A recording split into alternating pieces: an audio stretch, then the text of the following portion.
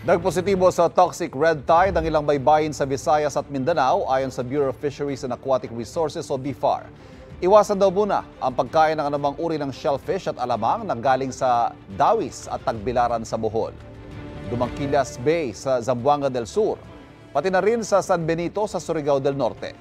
Ligtas pa rin naman daw kainin ng mga isda, pusit, hipon at alimasag na galing sa mga nasabing lugar. Siguraduhin lang na fresh, uhugasan na mabuti at tatanggalan ng laman loob bago lutuin.